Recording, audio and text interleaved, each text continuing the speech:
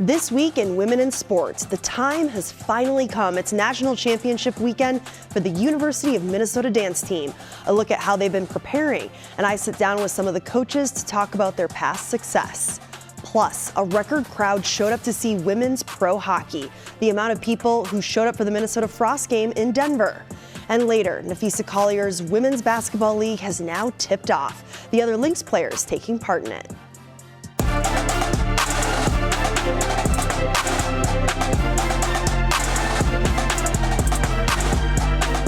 Thanks for joining us. I'm Marielle Mohs, and here at WCCO, we are celebrating the highlights of female athletes in this new digital segment called Women in Sports.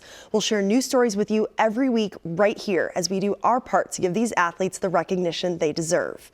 The Gophers dance team is the most decorated program in school history with 22 national championships. And now we're counting down the hours for this year's competition.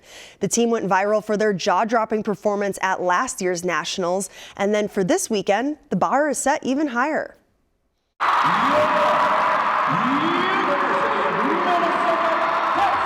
An arena full of people on the edge of their seats. I love their jumps.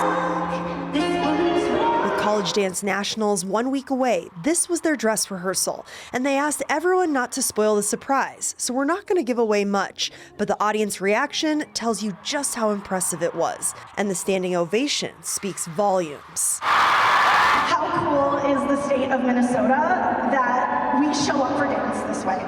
Dancers are performing in front of a sold-out crowd here at Williams Arena. That's more than 8,000 people. Not all these people know people that are dancing. They don't know their names. They just come to watch. And the gratitude for all of our fans that continue to come out and support us is incredible. Lindsey Brown has been part of organizing this showcase since it started 23 years ago. Back then, only 11 teams performed in front of a small audience. Friday night's crowd saw 44 teams from Minnesota, Wisconsin, Iowa, and Nebraska. It's a real sport and people work really hard for, obviously, look at this, it's crazy. Hudson High School dancers are thankful teams like the U of M help grow the sport they love in this way.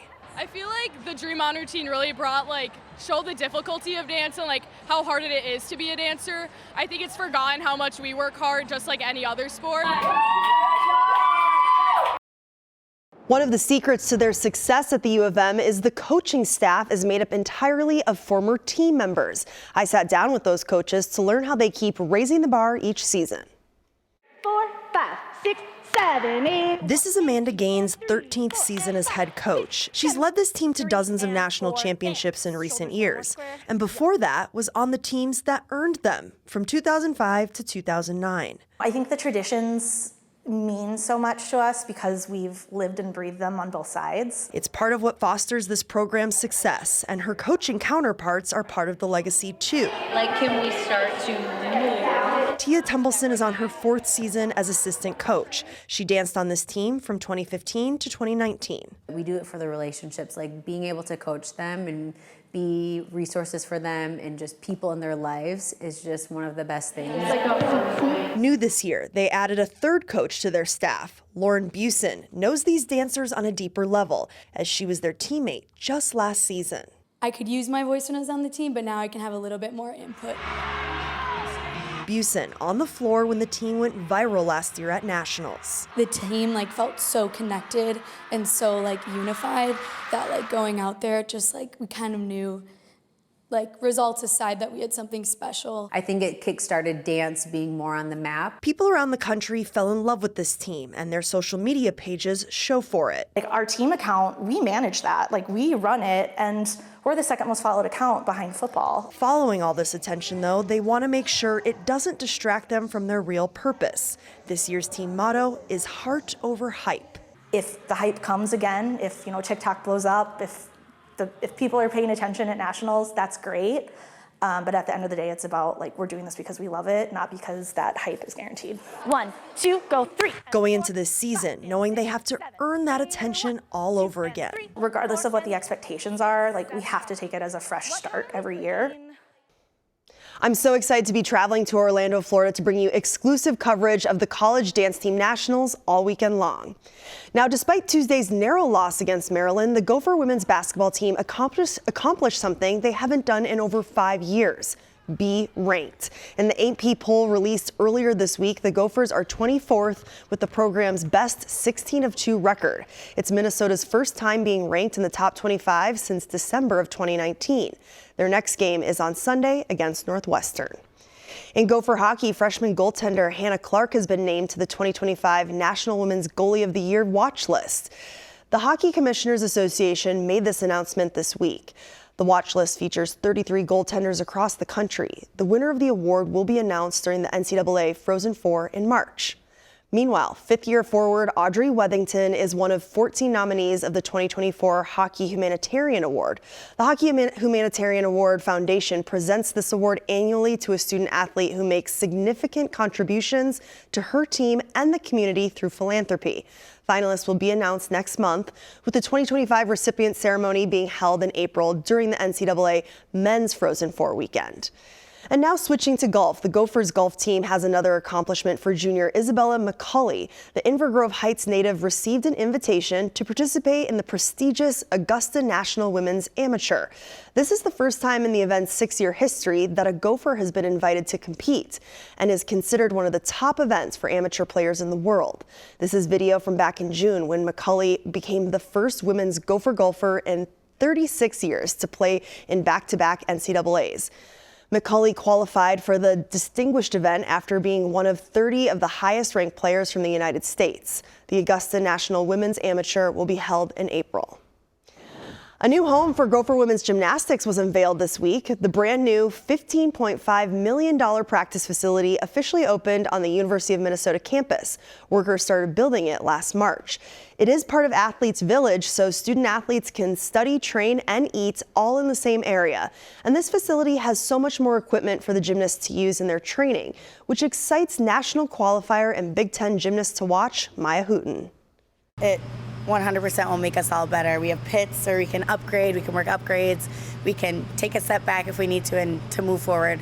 So this will just be very nice and for our future Gophers. So it'll be great for recruitment and it's just amazing.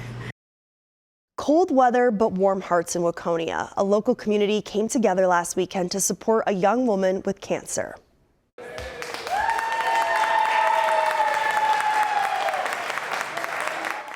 A heartfelt welcome for former Waconia High School student Ella Sells. Sells has an acute form of leukemia. Hockey players picked up their sticks for the Minnesota Hockey Fights Cancer Tournament. The nonprofit is helping raise money for Sells' treatment.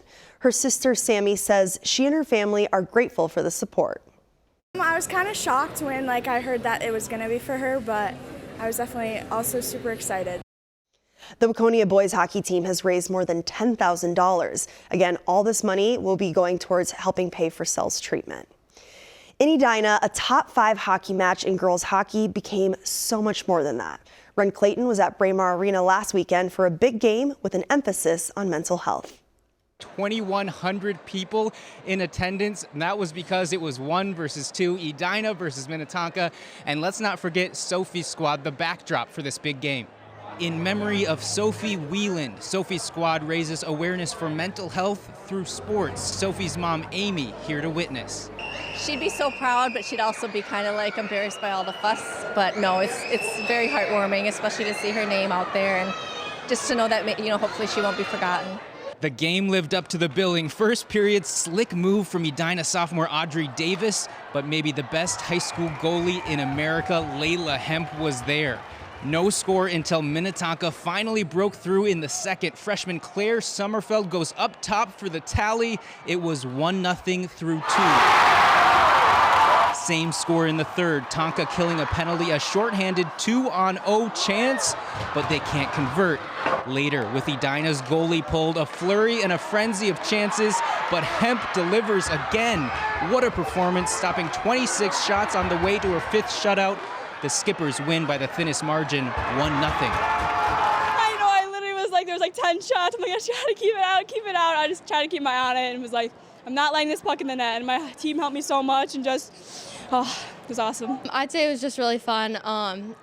It was nerve-wracking at the end, but we pulled it off, so it was good. Every game is amazing against them, and it's just an exciting game. Like, this atmosphere in here was literally, I've never played in a game like this. It was absolutely amazing. This was actually the third time these two teams have met this regular season. They split the previous two, so Minnetonka wins the season series until they meet again. In Edina, Ren Clayton, WCCO Sports.